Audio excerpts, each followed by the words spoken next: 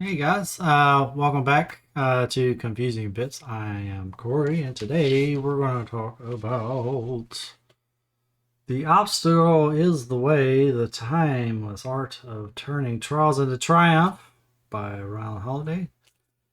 Author of the number one New York Times bestseller, Stillness is the Key. So, we got a blurb at the top says, follow these precepts and you will revolutionize your life. Read this book by Stephen Pressfield, author of The War of Art and Gates of Fire. Another book I've heard of is The War of Art. So this is over 1 million copies sold. It's a tiny little book. Somehow I got the notion that this was a deeply in-depth book, but I guess not. Alright, so this is based on the timeless philosophical principles laid down by Roman Emperor Marcus Aurelius, and a rich trove of unexpected historical. An example is the obstacle is the way presents an infinitely elastic formula for turning our toughest trials into our greatest triumphs. Yeah, a couple of blurbs on here. A book for the bedside of every future and current leader of the world. Robert Greene, author of 48 Laws of Power. I think that is a great summary of this book. So it's a very good book with lots of examples about people who have had overcome great obstacles to have great success. Nick Saban, head coach of the University of Alabama. First came Marcus Aurelius, then Frederick the Great, and now there's you. This surprising book shows you how to craft a life of wonder by embracing obstacles and challenges. Chris Guillebeau, author of the $100 Startup. In this tight, engaging book, Ryan Holiday shines a bright and powerful light on the path of living and leading well. Read it, learn it, and get cracking. Nancy F. Cohn, historian and leadership expert at Harvard Business School. And there's more. Already read way too many. I skipped ahead. Let's do the too long, didn't read. It's good. I would probably put this like Robert Greene put this perfectly well. This is more like a devotional. It's something you kind of read one chapter and you put it down for the night. You know, you read a couple pages, a few like 100 words, and that's your reading for the day, and then you just kind of refresh these kind of lessons over and over. And I think I might actually do that. There are lots of good little pieces of advice thrown out here. This is very much kind of like Stoic philosophy, right? So Marcus Aurelius, kind of Stoic philosophy. Okay, let's see here. Let's do the inside verb. The impediment action advances action. What stands in the way becomes the way. Marcus Aurelius. We are struck, stymied, frustrated, but we needn't be this way. There is a formula for success that's been followed by icons of history, from John D. Rockefeller to Amelia Earhart to Ulysses S. Grant to Steve Jobs. A formula that showed them how to turn obstacles into opportunities. Faced with impossible situations, they produce the astounding triumphs we all seek. These men and women are not exceptional, brilliant, lucky, or gifted. Their success came from timeless philosophical principles laid down by a Roman emperor who struggled to articulate a method for excellence in any and all situations. This book reveals that formula in a new way. It shows us how we can turn our own adversity into advantage.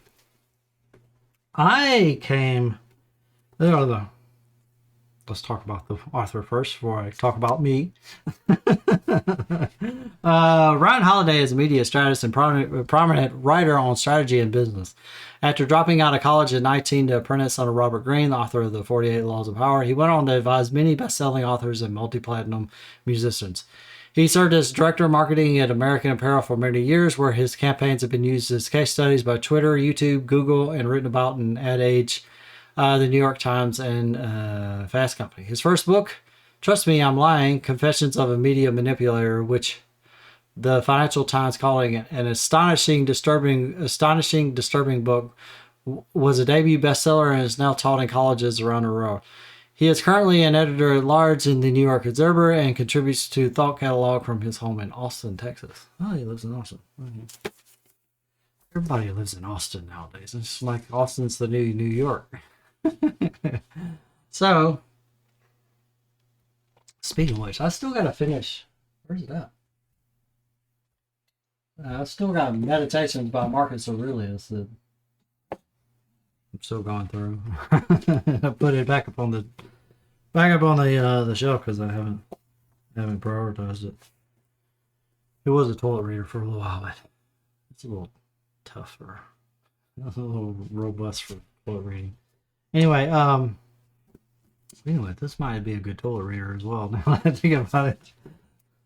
So yeah, this is very much kind of Stoic philosophy kind of deal. I got turned on to it actually from Timothy Ferris. He was always talking about Marcus Aurelius and meditations and stuff like that. And I think I don't know if he flat out recommended this book, but it's very much, once you get on that Stoic train on YouTube or whatever, you're just going to get like a bajillion recommendations for different people talking about Stoicism and stuff. It's like, it's super popular right now, or at least was, and so people always talking, especially in productivity circles, and manosphere kind of circles, is Stoicism, right?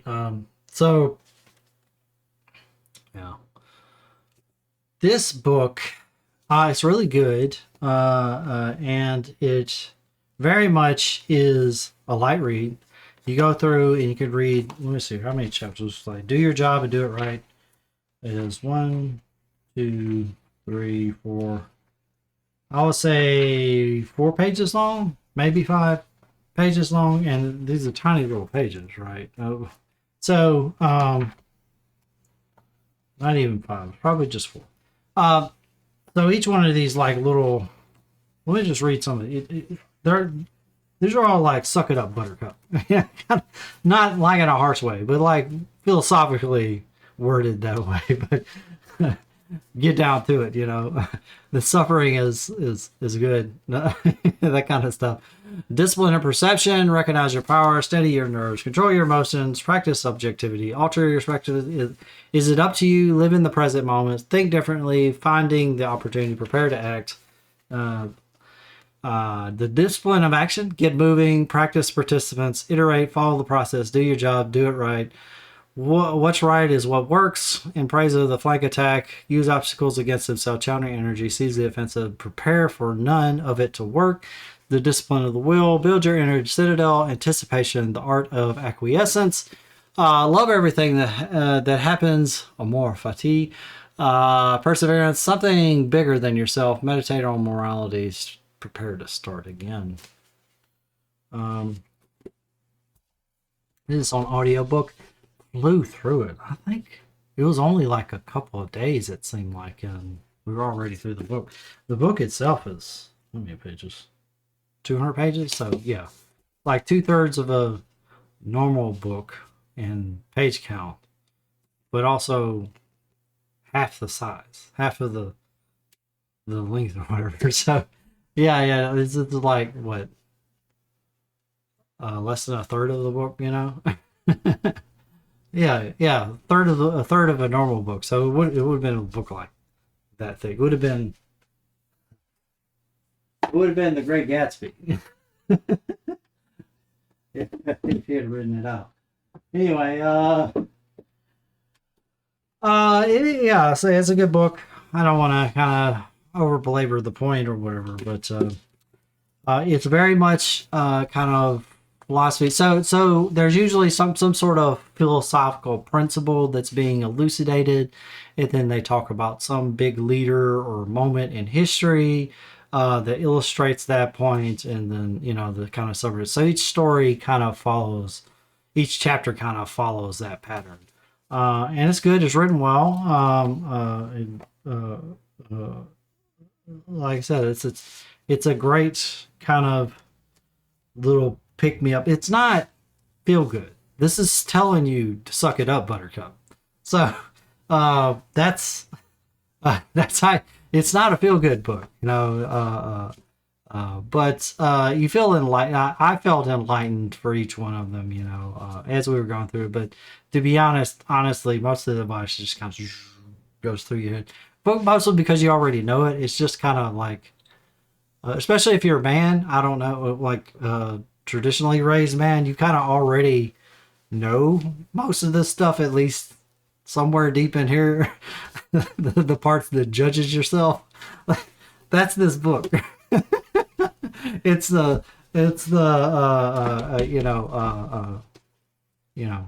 shut it up, crybaby, get to work, kind of hunker down. I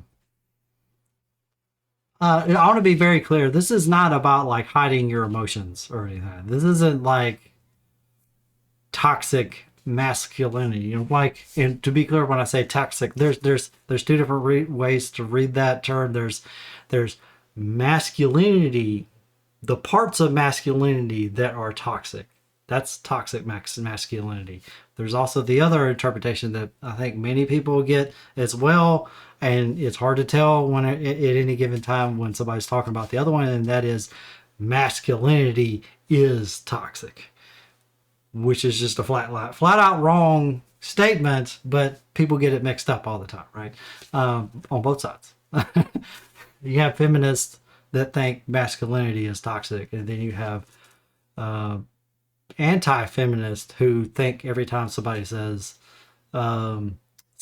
toxic masculinity that they're saying that masculinity is toxic when they're not. Although it's a confusing term. It's a terrible term. That's why it's such a divisive topic, it's such a divisive term, because it's a terrible term. You don't know at any time which one the person is talking about unless you know the person, right? So anyway, unless you know the speaker, you never know when they say toxic masculinity what they're talking about. So anyway, side rant. The Obstacle is the Way. Yeah, I do recommend it. It's a good book. It's an easy read, especially if you need some motivation. And you need some inspiration. I'd very much put this in the motivational / devotional category. It's some nice thoughts to be reminded, to remind yourself of throughout the year, not just that. Kind of like, well, yeah, it's just good things to kind of be reinforce yourself, like help embolden your spirit, so to speak. Anyway, we're over 10 minutes. I've said more than I know what to say about this book. So anyway, yeah. So that's the Obstacle is the Way by Ron Holiday. Next week, I had a lot of negative book reviews this round. I think it's probably gonna be another one, but Mary Shelley's Frankenstein, a classic. I'll see you guys next week.